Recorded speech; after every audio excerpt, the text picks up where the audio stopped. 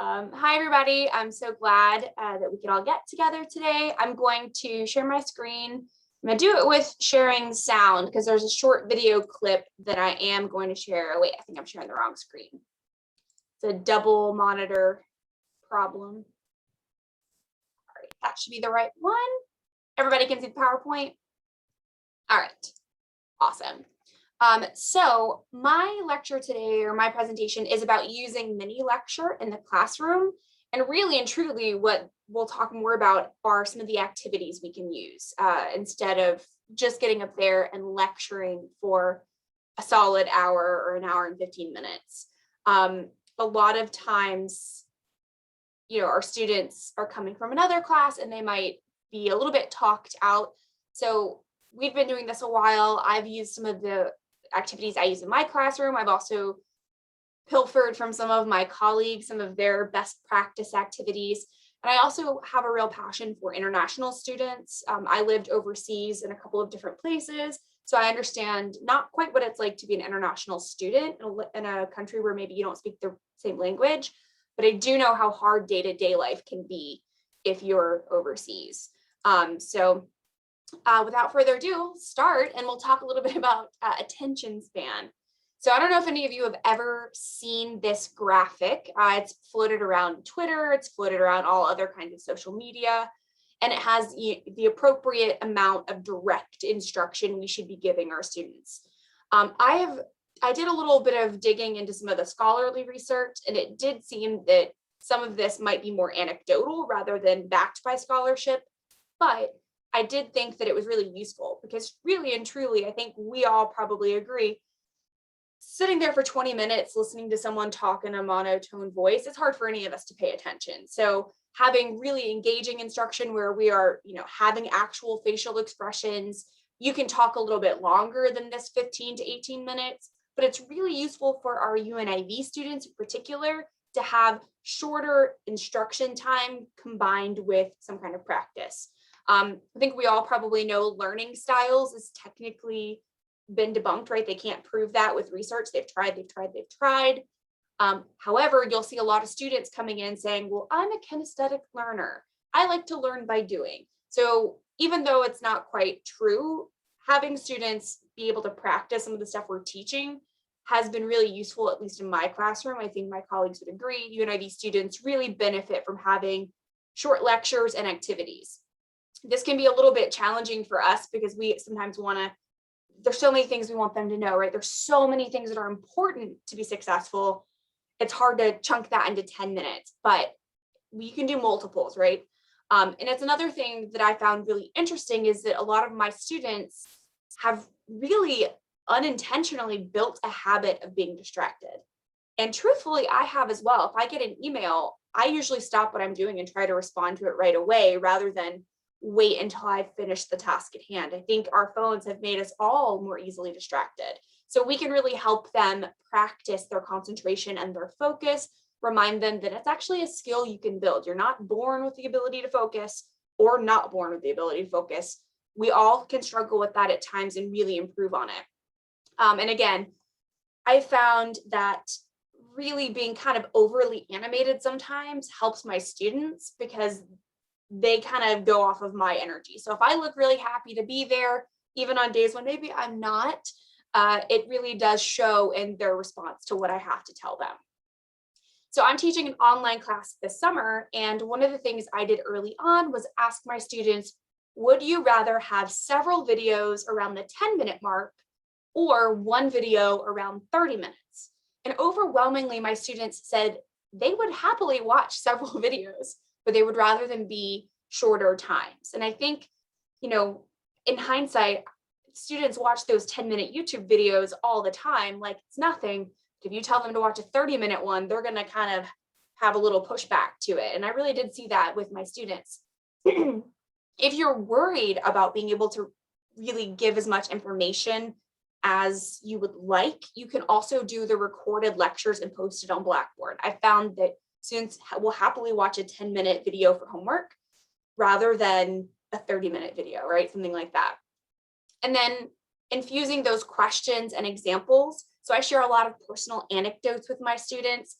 And it helps do a couple things, right? It helps humanize me. They see that I'm a real person, and it makes it slightly more interesting. It's something they can connect with personally. And when I do that, when I have a lot of questions, when I ask for a lot of input, I sometimes can stretch my direct instruction time a little longer because they're really engaged. They know at any given moment, I might ask them a question that's easily answered. I don't do a lot of cold calling in my classroom for difficult questions, but I might ask their opinion on something, something that's pretty easy for them to be able to answer. I found, and I think some of my colleagues would agree, that this shorter lecture and activity, it makes the time go by quicker. Students stay engaged longer because they're switching from task to task. And even if they start to kind of drift their attention, once you switch to a different thing, it kind of is a good refocusing anchor for them. And they found it really useful so far. So one of the reasons that these little lectures with these activities work really well is that I spend a lot of time those first few weeks building good rapport with my students so that they know me well. And usually I know some details about each of them individually. I use a lot of dialogue, a lot of, rhetorical questions that anyone can answer. And I have really good luck with having students that engage and feel free to share in my class because of some of the stuff I do early on in the semester. So one thing, and I've shared before, and I know Paul does this as well, having that class survey. I believe Paul even uploaded his to Blackboard. And one of the questions that I always like to ask is, what TV show or what movie would you recommend that you've either seen recently or that you really love? And a lot of times when I respond to them, I'll comment on, oh, a lot of you are really liking this TV show these days and I've never seen it, so maybe I'll watch an episode. And that kind of thing really helps them feel connected with me as an instructor. And the more they feel connected with you as an instructor, the more willing they would be to open their mouths and say something when they might be a little more anxious about it. The other thing I do really early in the semester, I don't do it always the whole time through because it can take some time, but I start with attendance questions. That way I talk to every student. Also a great way to remember to take attendance, where I ask each student a question. And usually it's the same question. I might ask, hey, what did you do to take care of yourself this week? Hey, how did you prioritize your mental health this week? Or, hey, what is something you are grateful for? Because we've all seen the research that practicing gratitude makes you a happier human. What is something that you might need support with, right? Sometimes I don't ask those a lot unless it's a really close-knit group because I don't want anyone to feel uncomfortable. And when I usually start it, the first week or so, I do a list. I have a giant list of would you rather questions, which is usually very interesting. So I'm going to ask all of you a would you rather question. Would you rather spend the night in a graveyard all by yourself? Or would you rather spend the night in a cave all by yourself? So that's one of the ones that I usually ask. Feel free to type it in the chat, or if you want to say, Jason said graveyard, Amy said cave. Both are appealing. See, I'm graveyard 100% because I'm claustrophobic. I want to at least see the moon. Okay, I see. Dean McMichael said either. So, okay, very interesting. So things like that. And usually not only the student answering has, oh, wow, because I'll give them each a different one, but all the students around them are engaged as well. The other question that's always a really funny one is, would you rather have a head the size of a watermelon or a head the size of an orange? And that one usually gets really good reports from students. The one that most students like the most is, I'll ask, would you rather be invisible or would you rather fly? And most of my students say they would rather be invisible. So I follow that up with, what crime are you wanting to commit? Because there's really no good reason to be invisible. But that's a really great way to build rapport with students. And it's funny how just having them say even just that answer in class really sort of breaks that barrier and opens them up to being more talkative in class. It's a really, really fun way to get to know your students as well. And sometimes I'll share what my answer would be. So for example, I'll share that I would 100% choose graveyard. I'm a little claustrophobic. I don't want to be in a cave. It's dark. So they usually find that kind of interesting as well. So one of the other things or one of the big topics we really talk about a lot with our students, of course, time management. It's one of those skills that students are expected to have without ever having direct instruction on how to manage their time well. So I spend a lot of time with my students because seemingly a lot of them have this struggle. Sometimes they genuinely do not know how to manage their time. Other times students need practice prioritizing. They need practice paying attention and not getting distracted. And it's more of a discipline issue. So after your mini lecture, there are a couple of activities that I think many of us have done that have been really successful in the classroom. So you could have them, and this is a link that's loaded into this PowerPoint. So I'll send this PowerPoint to everyone so you can easily click this link. I think it will also upload it to the community Blackboard.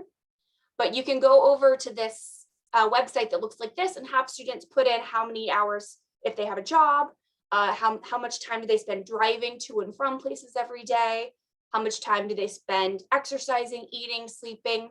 And after they've filled all that in, I like to have them go and look at how many hours they spend a day on their phone. Because a lot of times they've gotten to their 24 hours and they're pretty proud. They're like, yeah, see, I have time for everything. And then you tell them to go look at their phone. And of course they can, be on their phone while they're doing other things too.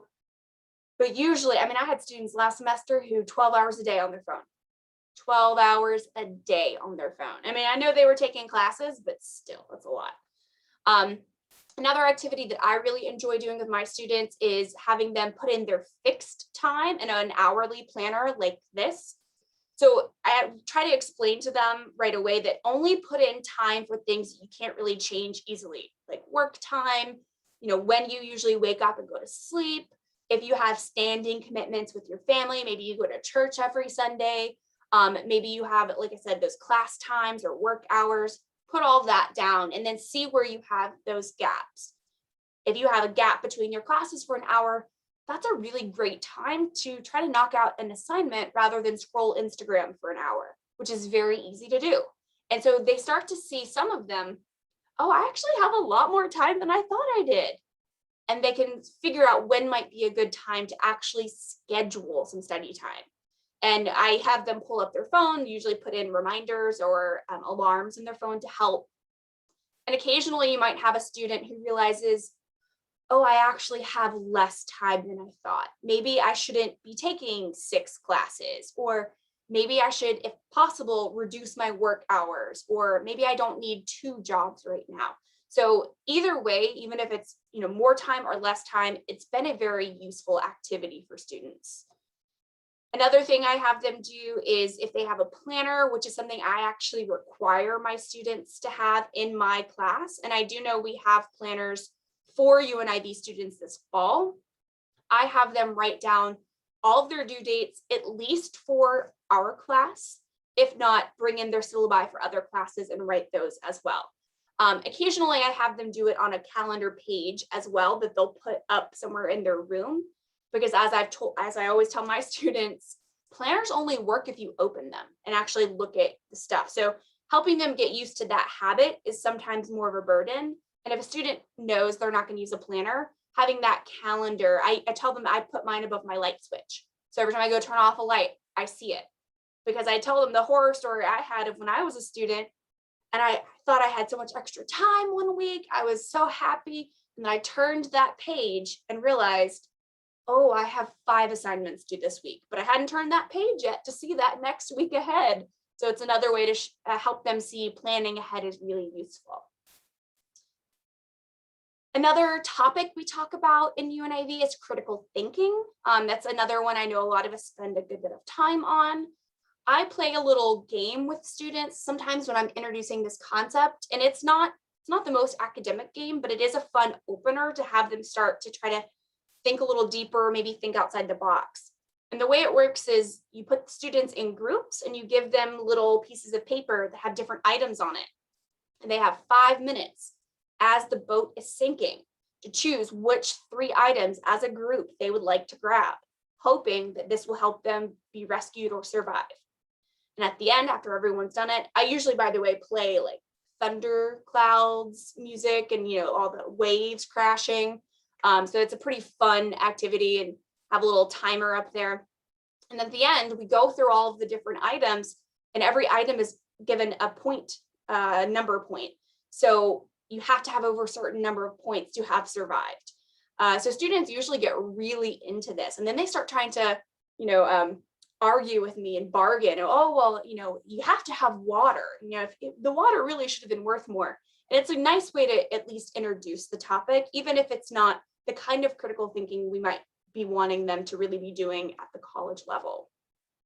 Another thing students of mine have enjoyed in the past has been talking about different logical fallacies. And I like to usually bring in some examples for them to look at, especially videos. They like videos and memes. They can relate to them really well.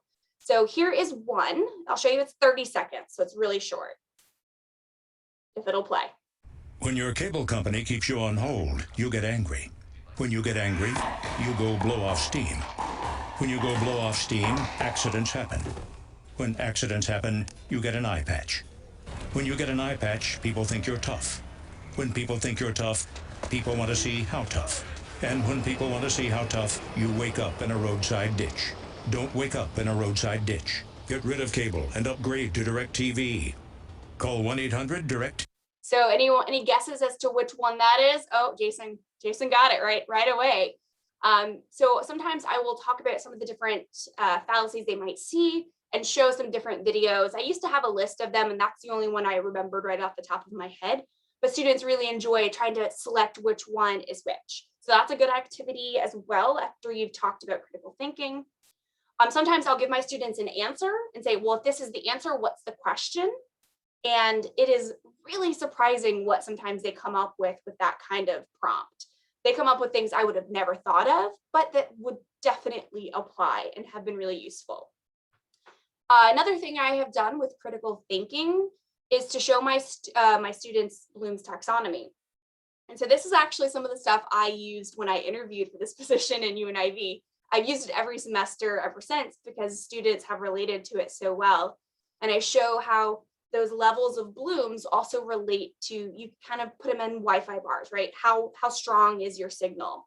And so you can't get to the top if you don't have that bottom one. So it's good to build those skills as you go.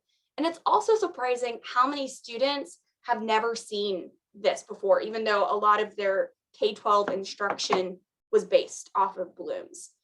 So one activity that I have done to great success in my class is I'll show a video. And again, this is not the most academic example. However, my students come up with some very good options. So I'll give them some Bloom's question stems and tell them to come up with different levels of questions based off of this video. If you've ever seen Monty Python, the little witch's trial scene, the very silly video, a lot of my students have never seen it, which horrified me when I first realized that. But some of the questions and some of the discussions we have are actually very thoughtful and show deep levels of critical thinking. We've had a student who related it to the Red Scare back in with socialism.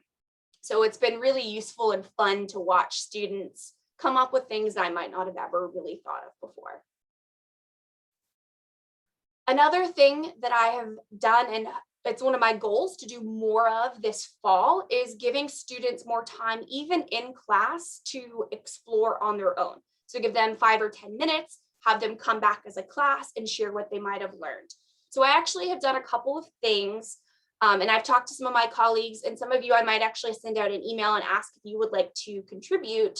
But there is a website called Flipgrid, and if you've never used it, it's really wonderful. Paul actually did a professional development on Flipgrid last summer, which is available for you to watch. Very, very useful. And it's essentially a little video library, and it's a video discussion board, essentially. And I found I'm using that this summer. My students really enjoy talking to each other rather than typing to each other.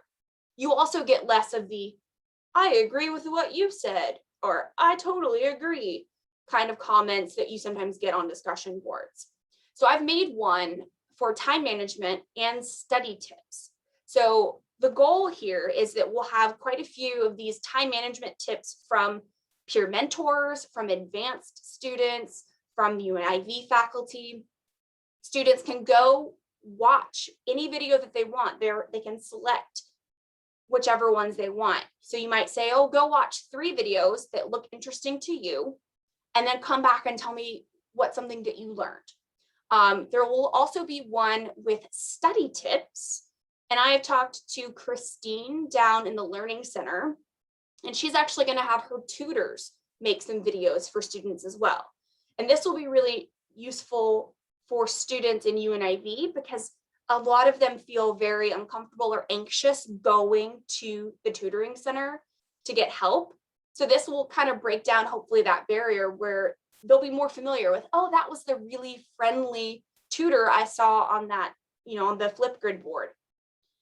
Paul has a really great activity, and he has said that, in the coming days and weeks, he will actually type it up for us all. He had his students go look at ONET, which, if you're not familiar with what that is, it's a website where they have a lot of different occupations for students, including what the job outlook is, what the salaries are, what responsibilities they have, what the values are. There's tons of information.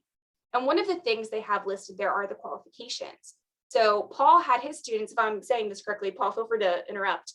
Do you want to tell us what you did? Sure. So I had my students, when we did academic development, I wanted them to have the understanding of, if I want this job, what degrees do I need? And I found that there's a pretty heavy number of students that want a job, but have never thought, what do I have to do that? And so I had them, instead of just saying, here's ONET, go explore, because I found in the past they get really overwhelmed when we just kind of toss them in the deep end with that resource. I had them the first day, we're just looking at the educational requirements. And that's where I had a lot of students realize, oh, I need an advanced degree to do fill in the blank. And then we would go back to ONET the second day and would say, okay, now let's go to some other sections. But breaking it down and saying today is just this section kind of helped make it more user friendly for the students. Thank you, Paul. I also made a scavenger hunt around campus, and I did this back when some students were virtual and some students were in person. So it can be adapted for either one, but they would go and they have to scan a QR code when they get to the building. Some of them require the student to take a selfie in front of the office. Others require that they answer questions based off of the information on the website.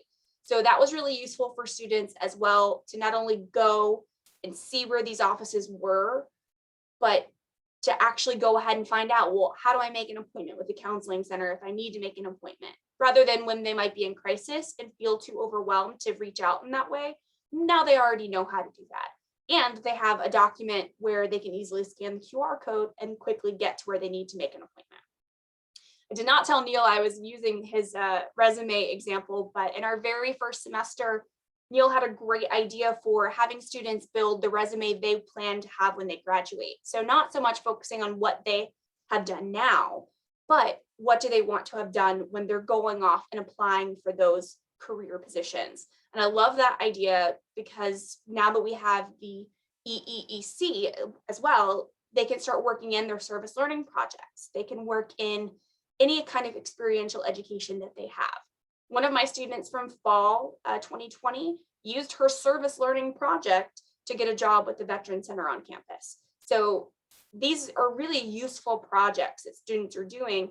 And a lot of times they don't think to add some of these to their resume, or they're not trying to envision what resume they want to be applying for that dream position with. So I loved that activity.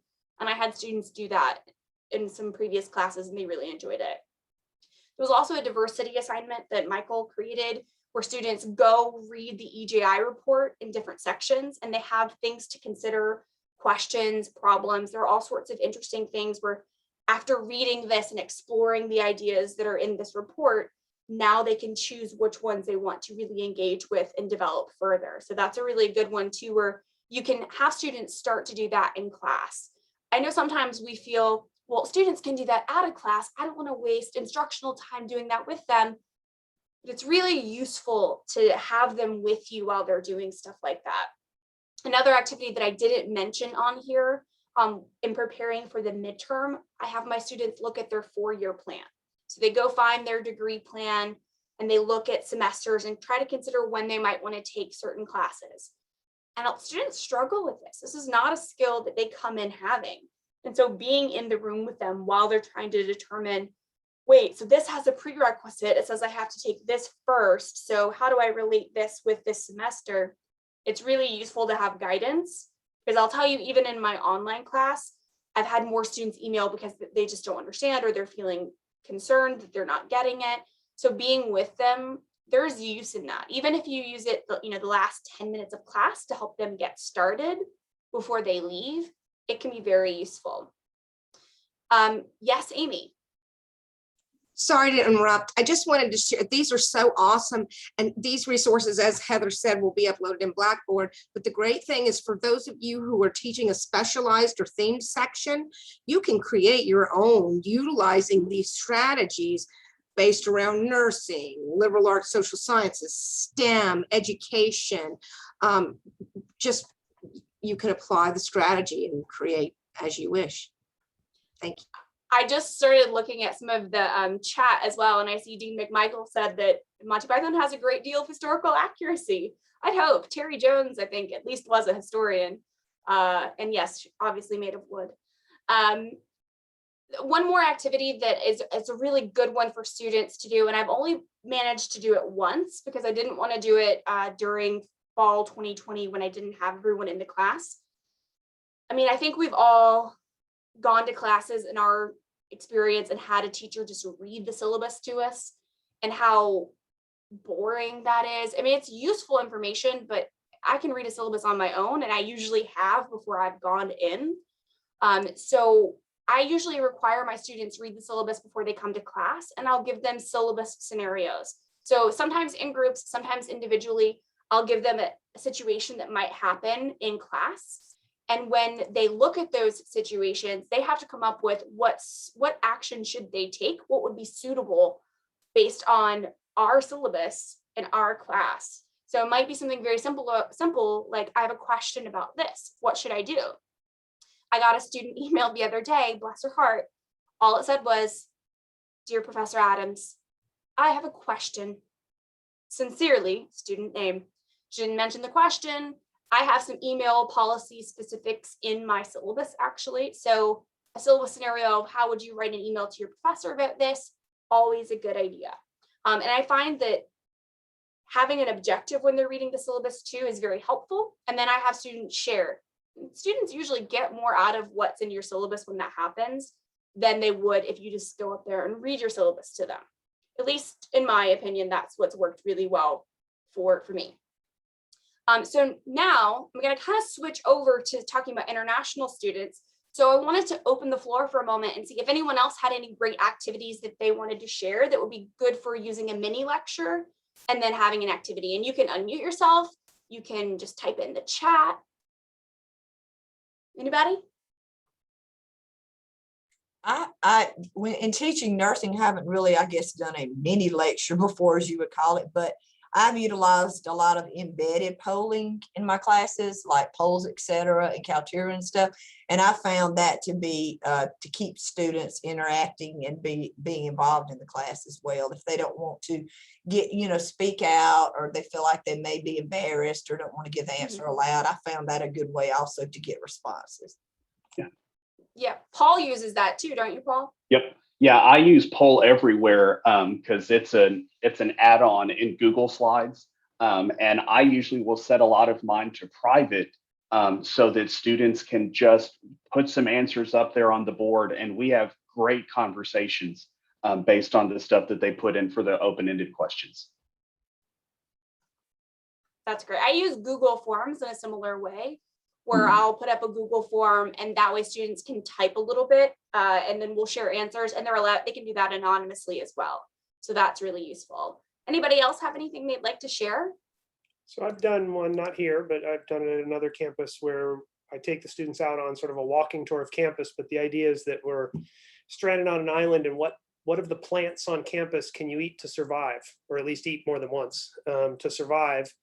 And the answer is, of course, we don't know. And so they have to get help to do it. And so I tie that into, that's college, right? You got to get help for things that you don't know anything about. And it's a fairly structured thing, but it's always very jarring to them because, of course, all the food that you need to eat is somewhere, right? It's all packaged for you. You rarely have to scavenge. And so it's disconcerting, but it also sort of links to that kind of college, first semester of college experience. That's great. I actually saw a little squirrel eating a mushroom today, and I just thought, I hope that's not a poisonous mushroom. The squirrel's edible. Oh, good. And I know Sissy has done, at least I think Sissy made it a scavenger hunt for the Wellness Center. So now that, we're not in a pandemic year, Sissy, did you want to talk about that? Yes, I want to update it too, because I think that now it's, we've done it several semesters, but yes, it's fun. They have a great time with this activity. Basically have them go around the Wellness Center in groups and tell me a little bit about the classes that they can take, tell me a little bit about the equipment that they would use, tell us a little bit about what's so great about the Wellness Center. And by the time they get back, all of them always say, I cannot believe all of this is here. So it's a great lesson because you hand them the sheet and you say, go nuts, and they have a lot of fun with it. So yeah, my students have really enjoyed that when we were able to do that in the Wellness Center. And it was nice to sort of lovingly force them to go once so that anxiety barrier was gone. Chelsea, I see your hand was raised. Yeah, so Claire actually has a really good one. You mentioned having the students write an email or doing an email activity. So we do one where we give them a scenario, they missed a quiz and they need to ask to make it up. And they need to write us an email asking that. And then we have them trade so that they then have to answer the email. And it's always interesting. It's like, okay, so who wrote it? What class are you in? What assignment? And they get an idea of what information they're missing in their email, what's important to communicate. But it's always fascinating because they're always sitting there go, I have no idea what to do with this. That's great. Thank you for sharing that. And I saw as well that you had the idea in the chat of bringing in multiple syllabi and having them compare. That's another great idea. Yeah, because we find, especially with UNIV instructors, we tend to be very precise and very forgiving in our syllabi, and a lot of their content specific instructors won't be. And so they kind of, they spend a lot of time with our syllabi and they realize, oh, well, I have 2 weeks to make this up and then maybe I get 10% off. And others, it's like, hey, you miss it and you don't communicate it in a week and your points are gone. So understanding that it's not the same is a really good lesson that doesn't have to be a hard lesson. Yeah, that's great too. And that reminds me of an activity I've done before with students. And I think it was a Nora Ephron quote actually about how we're all juggling a lot. She said, we're juggling a lot of balls. And I was like, I don't want to use that in the classroom. So we're all spinning a lot of plates in my example. And so I'll have a picture of someone spinning a lot of plates and students will have to identify, well, which of these plates are glass and which are plastic? Okay, if I miss a quiz in this class, does this teacher have a very strict no makeup policy? Or if I've emailed, will that teacher allow me to make up with, a point reduction?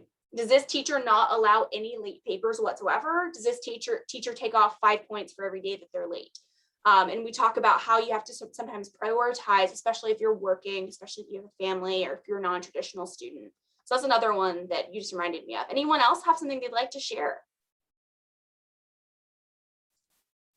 Heather, can I just piggyback off of Chelsea's?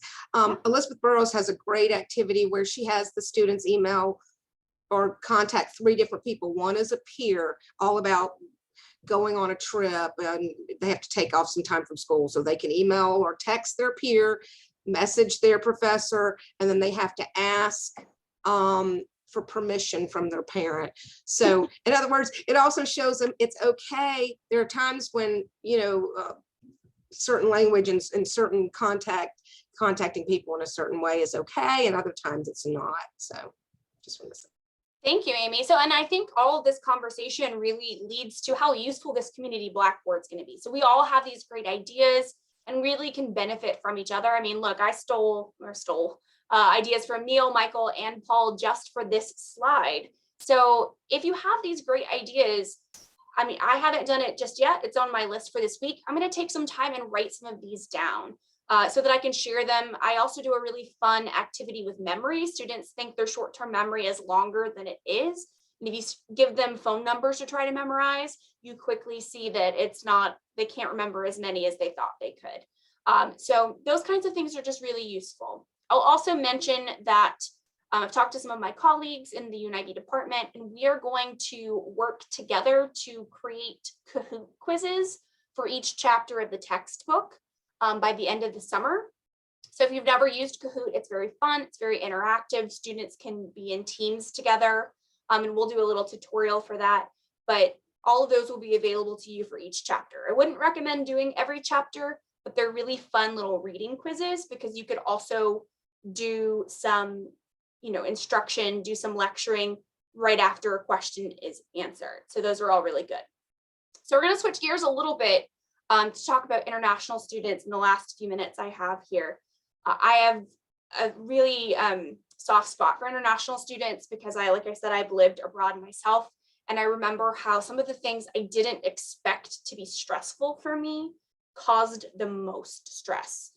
There were some restaurants I went to that I just didn't know the system for how to order. And so I wouldn't go there, right? I'd walk in, see that I didn't understand, and I'd walk right out because that language barrier can be really, really challenging in more ways than we might expect. So some of the challenges that our international students face that we may not always be aware of is, like I said, that everything is more challenging than when you're learning in a different language, or even if you speak the same language, but you're in a different culture. It does weigh on you a little more heavily. Even things like washers and dryers are different in a lot of different countries. They require different things. So it can feel difficult to do the simplest things that you need to do.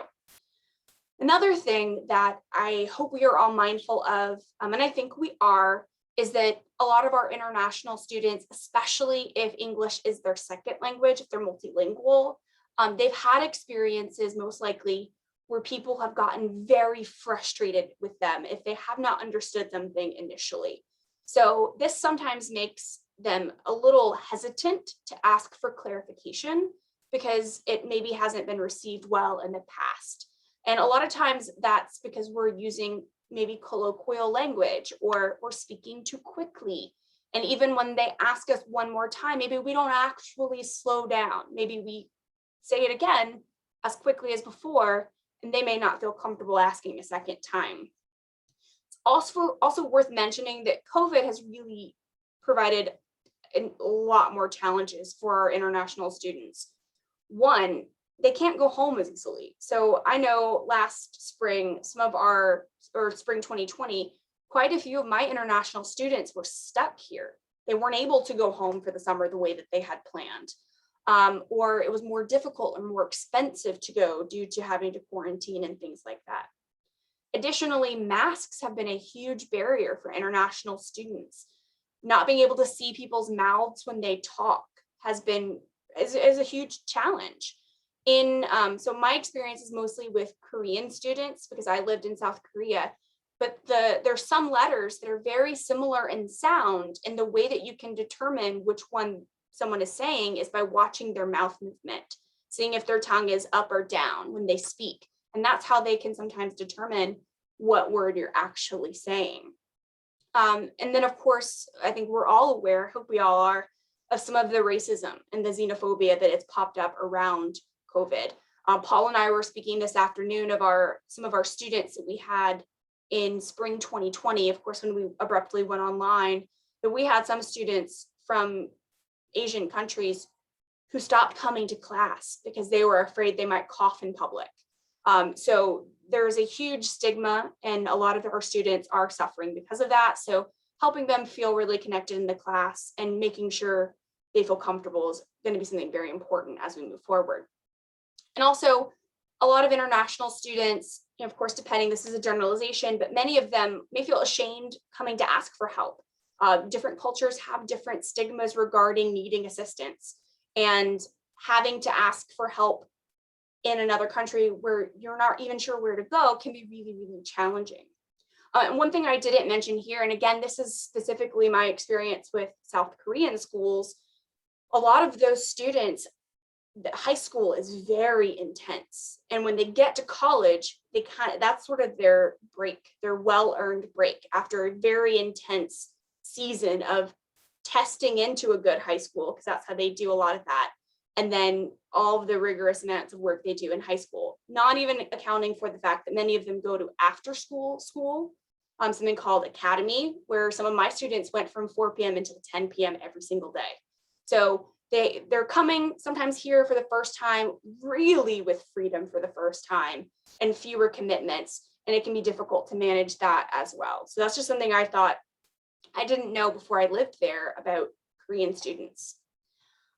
For resources, and I know that this is not an exhaustive list, so feel free to add in the other resources in the chat so that we all can see them.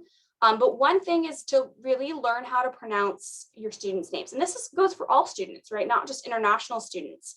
You might have a student, and Paul mentioned this today as well, you might have a student who has, a Chinese name, but then they'll say, but you can just call me this because, this is my American name.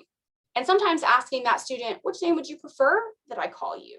And if they say, well, I'd like for people to call me by my given name, then take the time to learn how to pronounce that name, even if it's difficult.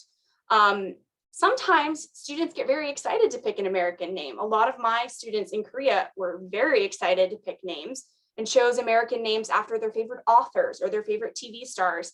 And so they really don't mind you using that name, but it's always nice just to double check, which name would you prefer that I call you? Because a lot of times they have deferred to, this is what they'll be able to say more easily, but it may not be something that they want to be called. I would remind everyone to be mindful of using that colloquial language. One of my questions that I often ask students at the beginning of class is, what is a pet peeve you have, like a minor pet peeve? And I always make sure that I explain what pet peeve is. Pet peeve is something that just annoys you a little, it bothers you, you don't like it, but it's not a big deal. And so I share that I have a pet peeve of people walking around talking on speakerphone in stores, like little things like that. But I've had students in the past who got really anxious when they heard the word pet peeve before I had explained it, because they didn't know what that meant. Additionally, I had a student from Vietnam who was doing our diversity assignment last year, and they didn't have an equivalent word for the word lynch. And so she even typed it into a translator and there just wasn't an equivalent word. So she felt comfortable asking someone and they were able to explain it to her. But some of that colloquial language isn't translatable for other students, or if you're using an idiom, right? It can be a little confusing for your international students. I'm going to try to be mindful of the time. I know we're almost done, but I would encourage everyone to have all of your students sign up for Mentor Collective. I think you probably all know what that is, but if not, it's a way that our students can be connected with an individual mentor that they can text on their phone. This is really convenient for international students who might be using translation software to write their question or really explain what they need support in. And then their answer comes back, it's written down, they have time to really think it through. Whereas every time you speak to a student whose first language isn't English, they're translating that in their head. Unless they grew up speaking English at a very young age, usually they're having to go back to their native language and translate it through. So listening can sometimes be a little bit challenging. When you can, if you have a student who has reached out and said that they need some support, do a walking referral if you can. So better to walk a student over to the Learning Center and help them sign up rather than just say, oh, just go to the Learning Center. It's on the second floor of the library. So that's always good. And that's good for, again, any student. Sometimes it's useful for our international students to know, especially if English is not their first language, that our Learning Center tutors have experience working with multilingual students. That is something that they have a lot of experience and training in. And Christine, who's in that department now, is former ESL teacher as well. And the final thing I would just say is be intentional about the small groups you might put some students in your class. I've had some students who from day one showed that they were going to be leaders in the class and were comfortable speaking with everyone. and putting them all together in a group with maybe a quieter student. And it's a stereotype, of course, that our international students are always quiet. They are not, but often they are. And having them work together is really useful. And then the very last thing I will say, I apologize to go over time a little bit. OGI has a lot of services here to help our students. They also have a lot of events. And sometimes students don't know about these. And I mean international or Native American students.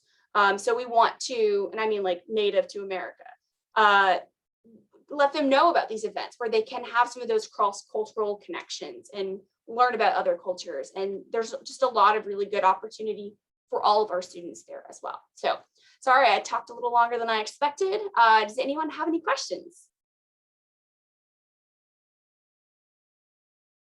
All right.